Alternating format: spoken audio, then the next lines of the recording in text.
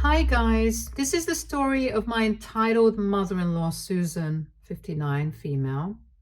I, 29, female, am now married to my husband, Andrew, 30, male. Rewind to a few years back when Andrew and I first crossed paths.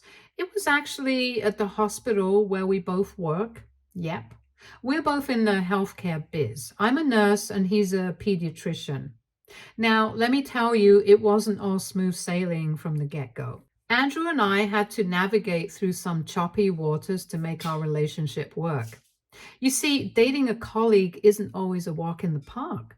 There were those moments of sneaky glances across the hospital corridors, stolen conversations during lunch breaks, and trying not to get caught by our superiors. Let's just say we weren't exactly supposed to be fraternizing on the job.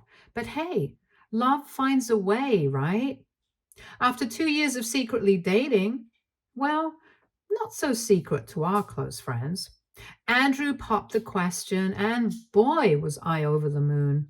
Picture this: a romantic dinner at our favorite restaurant, candlelight flickering, soft music in the background, the whole shebang. And then out of the blue, he gets down on one knee, producing the most beautiful ring I've ever laid eyes on. Of course, I said yes. Cue the happy tears and the flurry of phone calls to friends and family. Now, fast forward to the moving in phase.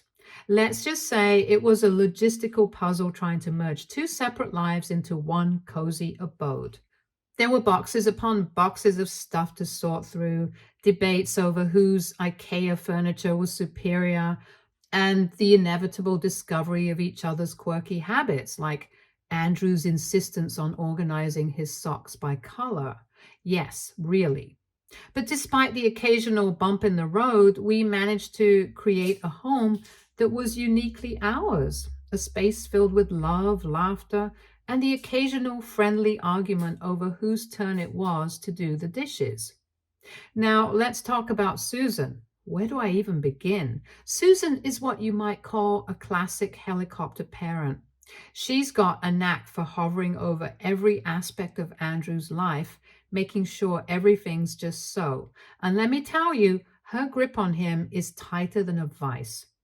From the moment Andrew was born, Susan's been there, guiding his every move like a puppeteer pulling the strings. And Andrew? Well, he's the epitome of the dutiful son, always eager to please his mama bear. Now, don't get me wrong, I'm all for close-knit family relationships, but sometimes Susan's brand of love can feel a tad suffocating, especially when you're on the receiving end of her overbearing tendencies. First off, she's got this uncanny knack for inserting herself into every decision Andrew makes, big or small, whether it's what he wears, where he works, or even who he hangs out with. Susan's opinion is like gospel to him. And woe betide anyone who dares to challenge her authority. She's not one to back down without a fight. Then there's her habit of constantly second guessing everything I do. It's like she's got this radar for detecting any deviation from her idea of perfection. Take, for example, our wedding planning escapades. You'd think it'd be a joyous occasion, right? Wrong. Susan was like a bulldozer. And God forbid we didn't drop everything to cater to her every whim. Cue the guilt trips and passive aggressive comments about how we never have time for family anymore. But perhaps the most frustrating thing about Susan's overbearing nature is the way it undermines Andrew's independence. It's like she can't fathom the idea of her baby boy growing up and making his own decisions. And while I get that she's coming from a place of love, it's hard not to feel like I'm constantly competing for Andrew's attention and approval. Susan has a knack for being, well, less than charming. She's got this thing about me not being up to snuff for her precious son, Andrew. And boy, does she make it known. Take this one time when we had her over for dinner. I busted my butt in the kitchen, cooking up a storm, only for Susan to take one bite and declare the chicken dry as a dessert. Talk about a punch to the gut. Then there's her not so subtle digs about my career. Apparently, being a nurse just doesn't cut it in Susan's book. She's made more than a few snide remarks about how Andrew's job as a pediatrician somehow trumps mine. Real classy, right? And don't even get me started on her gift giving skills or lack thereof. Instead of, asking me what I might like for my birthday, she decides to gift me a self help book on how to impress your mother in law. Yeah, thanks, but no thanks, Susan. Susan's meddling ways extend far beyond just my relationship with Andrew. According to the grapevine, aka Andrew's relatives, Susan's been pulling this act with every girl he's ever brought home. And get this, apparently, one of his exes even called it quits because of Susan's overbearing presence. But you know what? None of that really fazed me at all that much. Sure, it's not exactly comforting to hear that your potential future mother in law has a track record of driving away significant others like it's her day job. But between our crazy schedules, we hardly had time to even think about Susan, let alone let her antics get to her. But this all changed when I got engaged. Suddenly, I found myself dealing with her more than I ever anticipated. And let me tell you, it wasn't exactly a walk in the park. From the get-go, Susan made it abundantly clear that she wanted a front row seat to all things wedding related. And I mean all things. We're talking dress fittings, venue scouting, menu tastings, you name it, she wanted it. At first, I tried to be diplomatic, politely including her in the decision-making process and nodding along as she offered up her unsolicited opinions. But as the weeks went by, it became increasingly evident that Susan had no intention of taking a back seat. Take, for example, the dress dilemma. I had this vision of finding the perfect gown, one that made me feel like $1,000,000 and screamed, Emily. But Susan had other ideas, from insisting on accompanying me to every bridal boutique in town to vetoing dress after dress because they didn't meet her lofty standards. She made it clear that my dream dress was secondary to her own vision of bridal perfection. And then there was the venue saga. Andrew and I had our hearts set on this quaint little barn nestled in the countryside, a place that felt like us. But Susan had her sights on something a bit more upscale. Cue the endless debates, the passive aggressive remarks about how rustic wasn't exactly her idea of a dream wedding, and the inevitable compromise that left me feeling like I'd settled for second best. But perhaps the piece de resistance of Susan's wedding planning takeover was her insistence on micromanaging every last detail. I'm talking flower arrangements, seating charts, and even the color scheme. Nothing was off limits. It got to the point where I found myself questioning whether this was even my wedding anymore or just a production starring Susan, directed by Susan, and produced by Susan. And let's not even get started on the dreaded honeymoon discussion. I kid you not. I wouldn't put it past Susan to try and tag along on our romantic getaway. After all, she'd already made herself a permanent fixture in every other aspect of our wedding planning. Why stop now? The big day had finally arrived, the day I'd been dreaming of since Andrew popped the question. Despite all the chaos leading up to it, I was buzzing with excitement to finally tie the knot with the love of my life. Nothing could dampen my spirits, not even Susan and her meddling ways, or so I thought.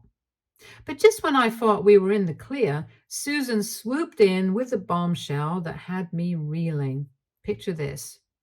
I'm all dolled up in my bridal attire, nerves and anticipation running high when Susan bursts into my room in a frenzy. And what does she have to say, you ask? Oh, just that her diamond necklace, yes, you heard that right, a diamond necklace, had mysteriously gone missing. Now, you can imagine the collective gasps that echo through the room as we tried to wrap our heads around this sudden turn of events. Susan, her eyes wide with panic, insisted that someone had stolen it from her room. Cue the frantic search party with Susan leading the charge like a woman possessed. But amidst the chaos, I couldn't shake the nagging feeling that something wasn't adding up. So, in a moment of pure desperation, I tentatively suggested to Susan that maybe, just maybe, she'd misplaced the necklace. I mean, it happens to the best of us, right? Well, let's just say Susan wasn't exactly thrilled with my hypothesis. She shot me this dagger like glare and practically spat out the words, "I'm not a forgetful person, Emily." And just like that, any hope of diffusing the situation with a bit of rational thinking went straight out the window. So there we were, me trying to reassure Susan that everything would be fine, while simultaneously battling the sinking feeling in my gut that this was only the beginning of a wedding day disaster. As my bridesmaids rallied around Susan, determined to track down the elusive necklace, I couldn't help but wonder if this was Susan's way of stealing the spotlight one last time before I walked down the aisle. Just minutes before I was set to walk down the aisle, a few policemen strolled into the venue looking all serious and dropped the bombshell that they'd received a call about a stolen diamond necklace. And guess who the culprit was? None other than my dear mother-in-law, Susan. I was floored, to say the least. I mean, who in their right mind calls the cops on their own son's wedding day? Talk about a major buzzkill. But there we were, thrust into the midst of a full-blown police investigation, all because Susan couldn't find her precious necklace. So I did what any bride-to-be in my shoes would do. I tried to defuse the situation as best I could. I calmly explained to the officers that we were in the midst of searching for the necklace and that we couldn't confirm whether it was actually stolen or just misplaced. But of course, Susan wasn't about to let a little thing like reason get in the way of her melodrama. Meanwhile, my family, bless their hearts, swooped in to save the day.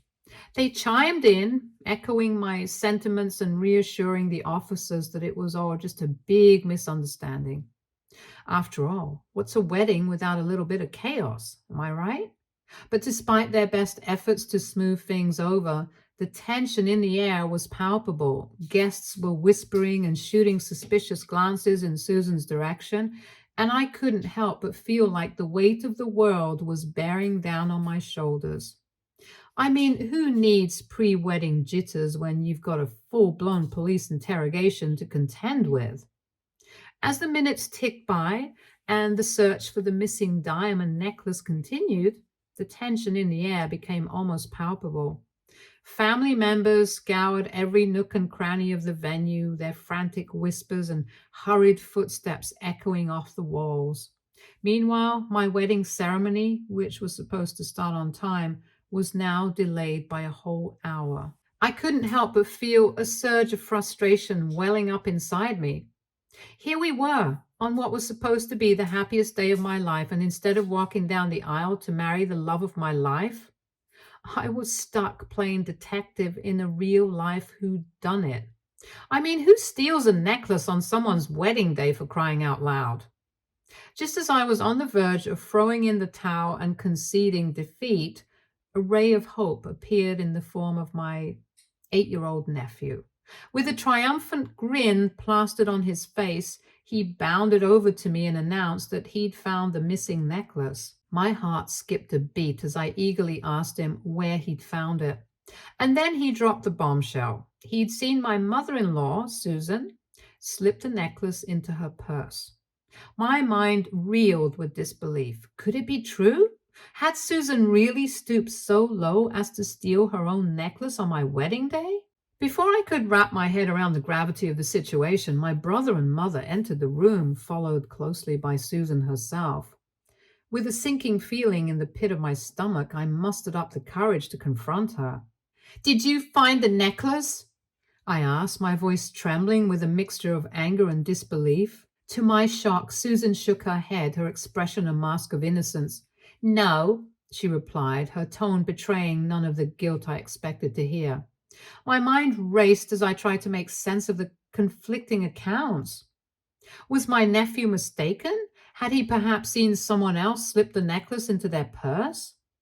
But As I cast a wary glance at Susan, my suspicions only grew stronger.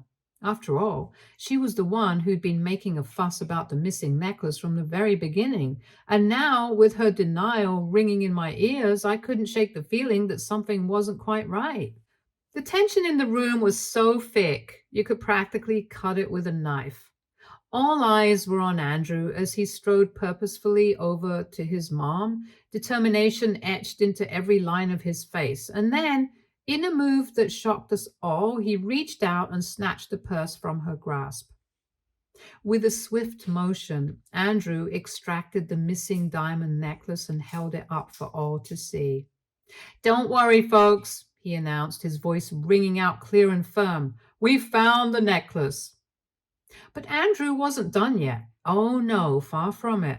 With the necklace dangling from his fingers like a damning piece of evidence, he turned his gaze squarely on his mom and let her have it with both barrels. He accused her of trying to steal the spotlight and ruin the wedding. His words cut through the air like a knife.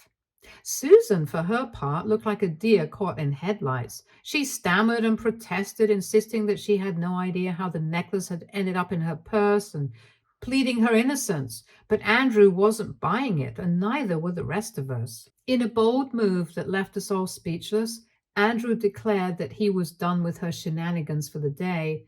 And just like that, he called in the cavalry, aka security, and asked them to escort Susan out of the venue. I'll never forget the look on Susan's face as the security guards led her away. It was a mix of shock, disbelief, and maybe even a hint of shame. For the first time since I'd known her, she seemed small and vulnerable, stripped of the bravado that had always been her trademark. As Andrew and I exchanged vows and finally became husband and wife, I couldn't help but feel a sense of bittersweet relief wash over me. The weight of Susan's presence had lifted, replaced by the overwhelming joy of starting our new life together. Sure, the ceremony was over an hour later than planned, and we were all exhausted from the drama that had unfolded. But as we exchanged rings and sealed our love with a kiss, none of that seemed to matter anymore. Because at that moment, all that mattered was us, Andrew and me, together at last, ready to face whatever life threw our way. As if the wedding day drama wasn't enough, things took an unexpected turn during the reception. Just when we thought the chaos had finally subsided, my mother-in-law, Susan, decided to up the ante in the most bizarre way possible. The reception was in full swing. Guests were laughing and dancing, and everything seemed to be going smoothly. That is, until we heard a commotion coming from outside the venue. The staff informed us what happened, and we went to check my mother-in-law out. As it turns out, my 59-year-old mother-in-law was attempting to scale the wall of the venue in a desperate bid to crash the party. And as if that weren't enough, she ended up injuring her leg in the process. Needless to say, Andrew and I were both stunned and horrified by the sight before us. But being the caring son that he is, Andrew rushed to Susan's side to check on her. She was screaming in pain, clutching her injured leg as tears streamed down her face. Before we knew it, the staff were informing us about what had happened and calling an ambulance. Now, here's where things get tricky. When the paramedics arrived, they assessed Susan's injury and determined that it was just a minor sprain, nothing that warranted a trip to the hospital. But Susan, ever the drama queen, insisted that it was more serious than that. She was adamant that she was in excruciating pain and needed immediate medical attention. And while Andrew and I were torn between wanting to help and feeling like we'd already dealt with enough drama for one day, we ultimately decided to err on the side of caution. So Andrew asked his friend to step in and take Susan to the hospital, much to her dismay. She protested and yelled, demanding to know why Andrew himself wasn't coming with her.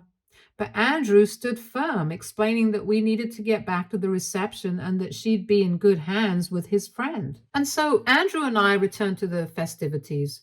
But as the night wore on and the music filled the air, I couldn't shake the feeling that maybe we had been too harsh in our handling of the situation. I mean, sure, Susan's behavior had been completely out of line, But was kicking her out of the wedding and sending her off to the hospital really the right move? Shouldn't we have shown her more compassion even in the face of her outrageous antics? So AITA for kicking my mother-in-law out of the wedding and letting the best man take her to the hospital? Update 1. Hello everyone, thank you for your support. I have an update for you guys. After the whole wedding fiasco, Andrew and Susan ended up having a major showdown. Once Susan got dropped off at her house instead of coming back to the reception, let's just say she wasn't exactly thrilled about it. But hey, at least it put an end to her wedding crashing shenanigans, right?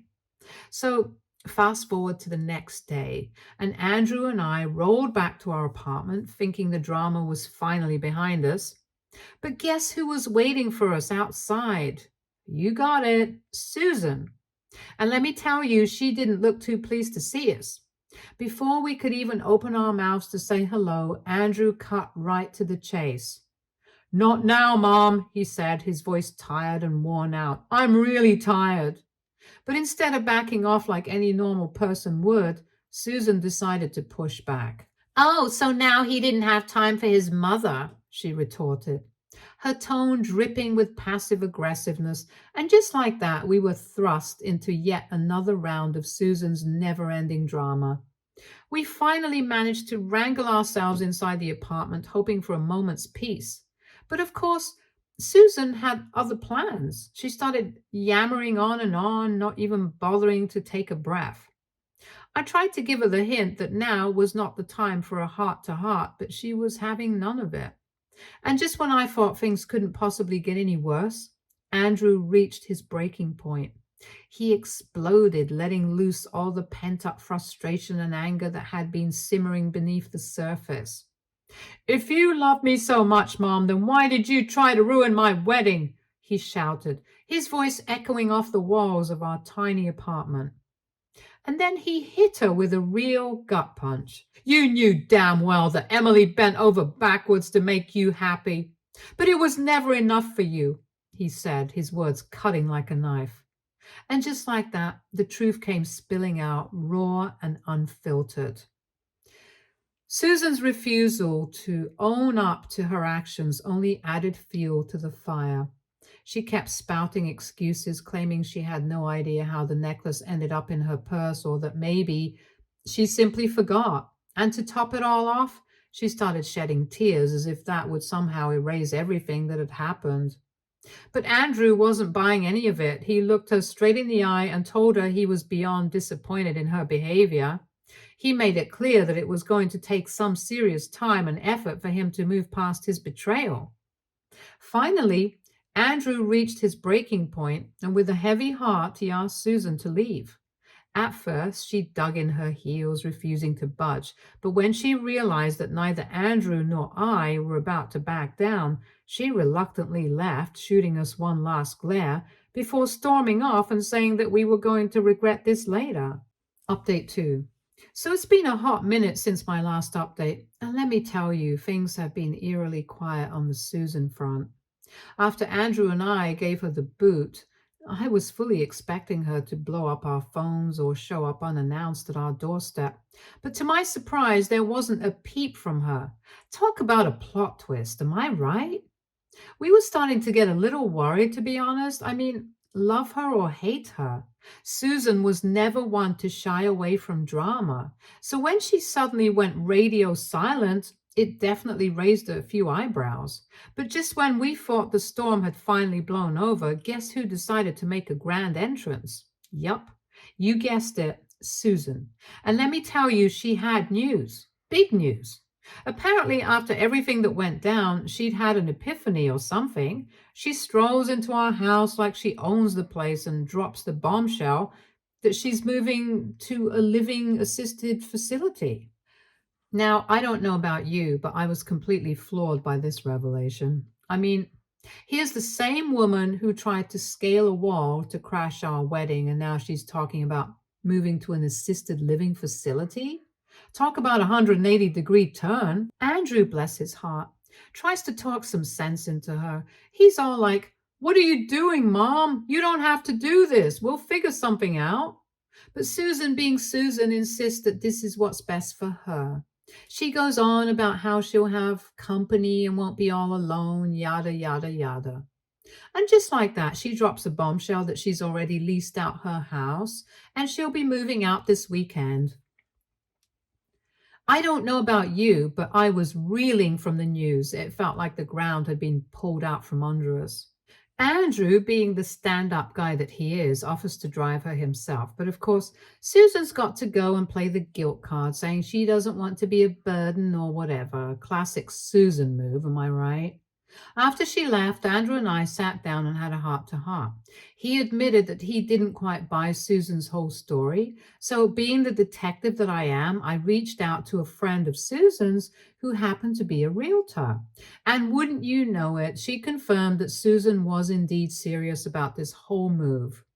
We were both feeling a mix of emotions: sadness, confusion, maybe even a hint of relief. I mean, don't get me wrong, it's not like we wanted Susan out of our lives completely, but after everything that had happened, maybe a little distance wouldn't be such a bad thing. But still, it's hard not to feel a pang of guilt knowing that things had come to this. After all, she's family, and seeing her go through something like this was tough to swallow. But at the end of the day, we knew we had to respect her decision, no matter how hard it was to accept. Update 3. Andrew and I had psyched ourselves up for what we thought was going to be a smooth transition to the assisted living facility for Susan.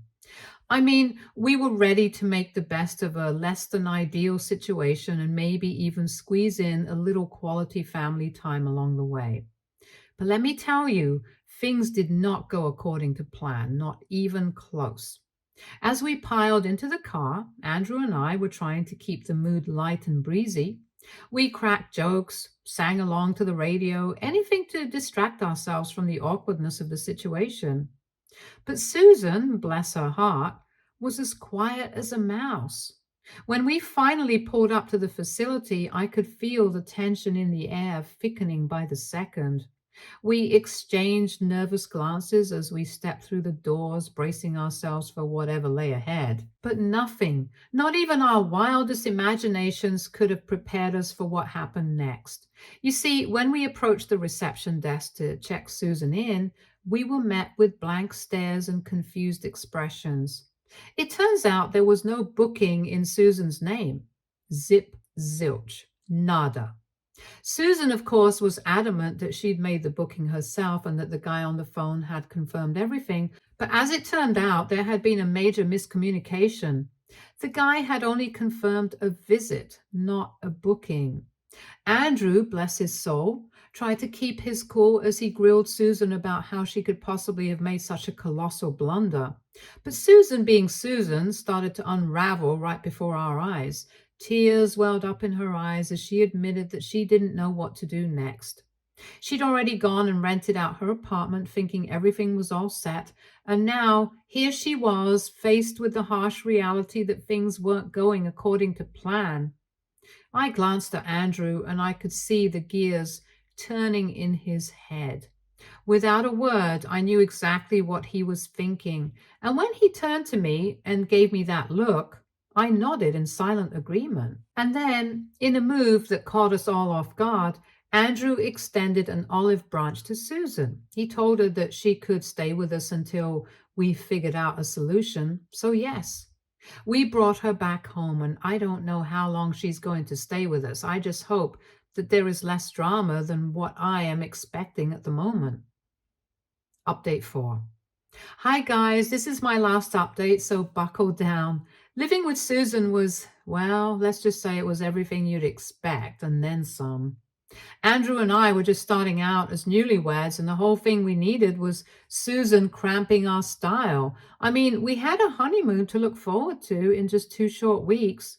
And the last thing I wanted was to come back to find her still camped out in our living room. So I hatched a plan. I have this friend who's always traveling for work, and wouldn't you know it, her company was sending her off to another state for a couple of months. And get this, her apartment was going to be sitting empty the whole time. Talk about perfect timing, am I right? So I reached out to her and laid out the situation. And you know what? She was totally on board with helping out. I mean, who wouldn't want to lend a hand to a friend in need, right? I pitched the idea to Andrew and he was all for it. I mean, it made perfect sense. And by the time my friend would be back from her trip, Susan's lease would be up and we'd be free from her clutches once and for all. Now, getting Susan to agree to the plan was a whole other ball game. At first, she was hesitant, saying she didn't want to impose or intrude on a stranger's space. But I reassured her that the apartment was nearby and that she could come and visit us whenever she wanted. After a bit of back and forth, she finally caved and agreed to give it a shot. And just like that, we packed up all of Susan's stuff and moved her into my friend's place. It was a bit of a hassle, sure, but it was nothing compared to the relief we felt knowing that the end was finally in sight.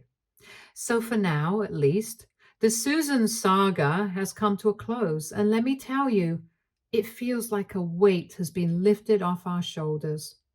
Sure, there's still plenty of uncertainty lurking on the horizon, but for now, we're content to bask in the peace and quiet of our Susan-free existence. Stay tuned for more stories from Argo Relationships.